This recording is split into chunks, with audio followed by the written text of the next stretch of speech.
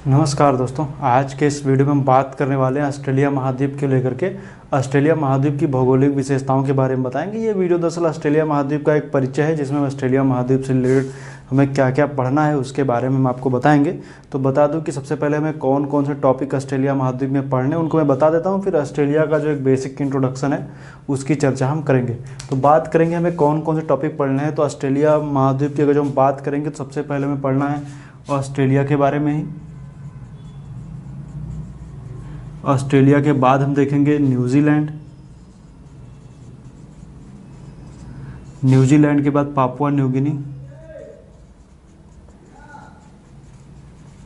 Papua New Guinea के बारे में देखेंगे। और पापुआ न्यू गिनी के बाद हम देखेंगे जो यहाँ पर आपको ओशनियाई कंट्री मिलते हैं उनके बारे में देखेंगे। Melanesia, Polynesia, Micronesia. इतने टॉपिक हम कवर करेंगे ऑस्ट्रेलिया महाद्वीप के अंतर्गत। और एक टॉपिक हम और कवर करेंगे जो यहाँ पर आपको जैसे दिखता है तिमोर वगैरह है, उनके बारे में भी हम आपको बताएंगे। तो पापुआ न्यू गिनी के बारे में स्पेशल वीडियो बनाएंगे पापुआ न्यू गिनी के ऊपर। तो पापुआ न्यू गिनी, चूँकि आप जाने न्यू गिनी द्वीप है, दो पार्ट में डिवाइड है। एक का आधा पार्ट जो है वो एरियन जया वाला इंडोनेशिया के पास में, और आधा पार्ट जो है वो पापुआ न्यू गिनी देश है जिसकी राजधानी पोर्ट मोरसे भी, उसके बारे में बताएंगे। तो ये जो बेसिक इंट्रोडक्शन है जिसमें हम बात करने वाले हैं ऑस्ट्रेलिया महाद्वीप का एक बेसिक इंट्रोडक्शन, जिसमें हम बात करेंगे ऑस्ट्रेलिया के प्रांतों के बारे में चर्चा करेंगे और हमें क्या क्या पढ़ना रहेगा उसके बारे में हम चर्चा करेंगे। लेकिन चूंकि ऑस्ट्रेलिया की बात करेंगे, जब हम ऑस्ट्रेलिया को देखते हैं तो ऑस्ट्रेलिया महाद्वीप सबसे छोटा महाद्वीप है और इसके आसपास चारों तरफ से देखेंगे तो सागर है। और इस पे देखेंगे क्या खासियत है उसकी बात करेंगे तो हमें आसपास में कई सारी छोटी छोटी खाड़ियाँ हैं और छोटे छोटे सागर हमें ऑस्ट्रेलिया के आसपास देखने को मिलते हैं। और इसमें जब हम देखेंगे तो मैंने बताया था किसी भी महाद्वीप या किसी भूखंड को पढ़ने से पहले उसके आसपास की वाटर बॉडी को पढ़ना जरूरी है। उसी क्रम में जब हम ऑस्ट्रेलिया महाद्वीप को देखेंगे तो हमें देखने को मिलता है आसपास में कई सारा वाटर बॉडी हैं। वो कौन कौन सी उनको हम देखेंगे। तो सबसे पहले बता दूं कि ऑस्ट्रेलिया के जो पश्चिम में जब हम देखेंगे तो हमें दिखेगा इंडियन ओशियन, मतलब हिंद महासागर। दक्षिण में देखेंगे तो साउदर्न ओशियन, मतलब दक्षिणी सागर। और इस तरफ आप देखेंगे पूरब की तरफ में तो आपको प्रशांत महासागर देखने को मिलता है। तो वही स्थिति ऊपर की तरफ भी है, कुछ हिस्सा इंडियन ओशियन और कुछ हिस्सा प्रशांत महासागर में। तो ये स्थिति है। अब इसमें जब देखेंगे तो आपको देखने को मिलेगा आसपास में और भी छोटे छोटे खाड़ियाँ वगैरह स्थित हैं। जैसे आप ऑस्ट्रेलिया के ऊपर की तरफ देखेंगे तो आपको दिखेगी गल्फ ऑफ कारपेंट्रिया, मतलब कारपेंट्रिया की खाड़ी। यहाँ पर देखेंगे तो आपको अराफुरा सागर, और यहाँ पर आप देखेंगे और इधर आएंगे तो यहाँ पर आपको दिखेगी जोसेफ बोनापार्ट की खाड़ी या गल्फ ऑफ जोसेफ बोनापार्ट। और ऊपर की तरफ तिमोर सागर आपको देखने को मिलेगा। दक्षिण की तरफ और आएंगे तो सार्क की खाड़ी है, और नीचे आएंगे तो जियोग्राफी की खाड़ी है। दक्षिण की तरफ मैंने बताया साउदर्न ओशियन। यहाँ पर आप देखेंगे तो ग्रेट ऑस्ट्रेलियन बाइट है। और इसके बाद यहाँ पर छोटा सा एक खाड़ी है, यहाँ पर छोटी सी, इसको बोलते हैं स्पेंसर की खाड़ी, गल्फ ऑफ स्पेंसर यहाँ पर आपको देखने को मिलेगी। ये हिस्सा गल्फ ऑफ स्पेंसर है। बाकी आप देखेंगे तो यहाँ पर तस्मान सागर है, और ये वाला हिस्सा आप देखेंगे तो कुरल सागर है। तो इतनी सारे आसपास की जलराशियाँ हैं जिनको आपको जानना है, परीक्षा की दृष्टि से इंपॉर्टेंट है। प्रश्न में कैसे आता है, इनमें से कौन सी खाड़ी ऑस्ट्रेलिया के उत्तर में स्थित है, गल्फ ऑफ कारपेंट्रिया। इनमें से कौन सी खाड़ी न्यूजीलैंड और ऑस्ट्रेलिया के बीच में, तो तस्मान सागर।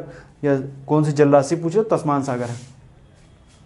और बात करेंगे यहाँ पर दो जलसंधियाँ, यहाँ पर दो इंपॉर्टेंट हैं, एक है बास स्टेट और दूसरी है टॉरेंस स्टेट। तो बास जलसंधि और टॉरेंस जलसंधि के बारे में बात करेंगे। तो टॉरेंस जलसंधि जो है वो पड़ती है पापुआ न्यू गिनी और ऑस्ट्रेलिया के बीच में। पापुआ न्यू गिनी और ऑस्ट्रेलिया के बीच में ये केपयार्क प्रायद्वीप है या केपयार्क पेनिनसुला, जो ये हिस्सा आपको दिख रहा है। तो प्रश्न परीक्षा की जिस तरीके से परीक्षा में प्रश्न आ जाए आपको उसी तरीके से उसको हैंडल करना है। प्रश्न परीक्षा में आ गया कि केपयार्क प्रायद्वीप और पापुआ न्यू गिनी के बीच में, तब भी सही है।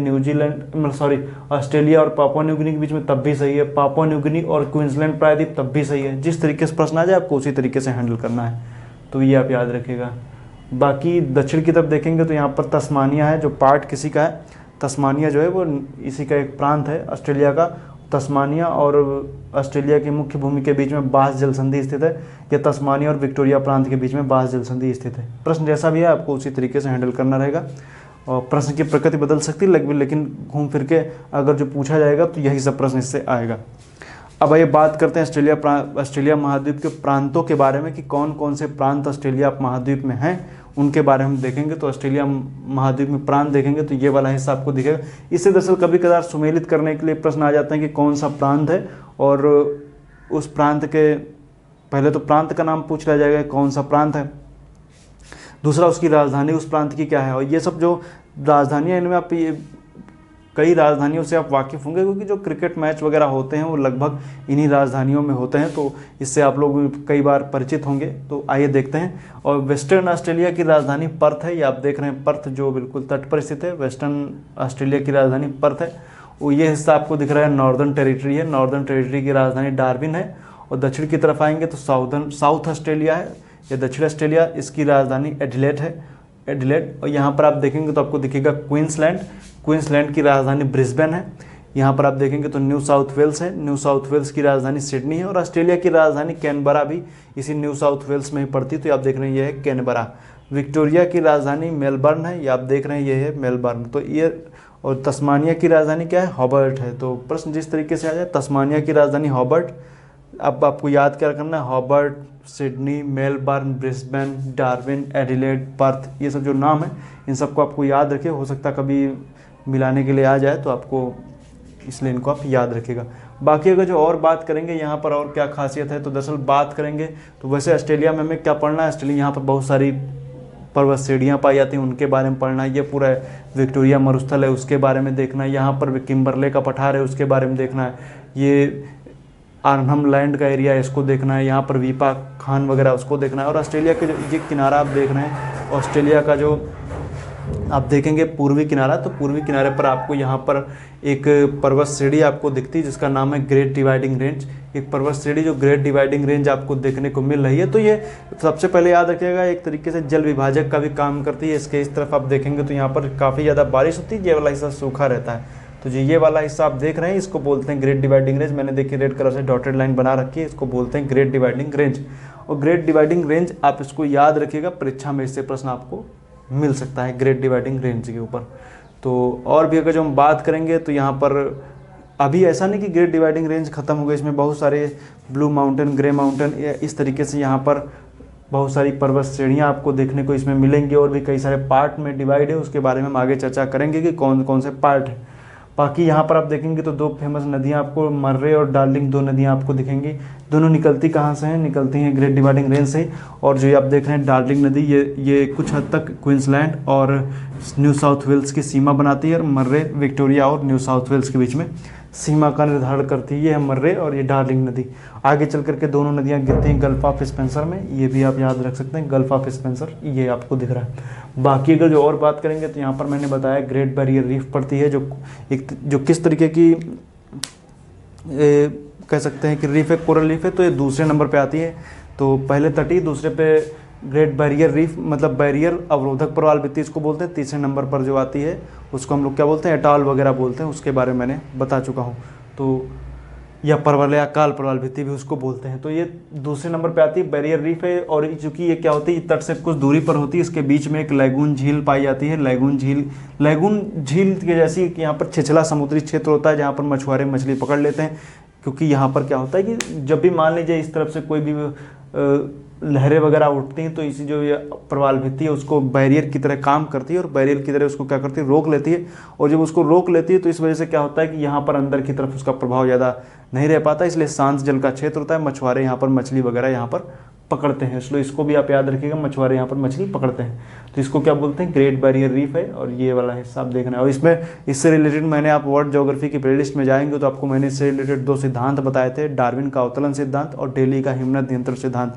वर्ल्ड ज्योग्राफी की प्लेलिस्ट में आएंगे दोनों सिद्धांत मिल जाएंगे, या ओशनोग्राफी की प्लेलिस्ट देख लीजिए उसमें मिल जाएंगे। तो इससे रिलेटेड दोनों सिद्धांतों के बारे में मैंने आपको विस्तृत रूप से बताया है, आप लोग उसको जाइए और उसको देखें। अब और इसमें बात करेंगे तो यहाँ पर आपको न्यूजीलैंड दिख रहा है, और आगे चल करके न्यूजीलैंड के बारे में बताएंगे। ये तस्मान सी है जो ऑस्ट्रेलिया और न्यूजीलैंड के बीच में पड़ता है।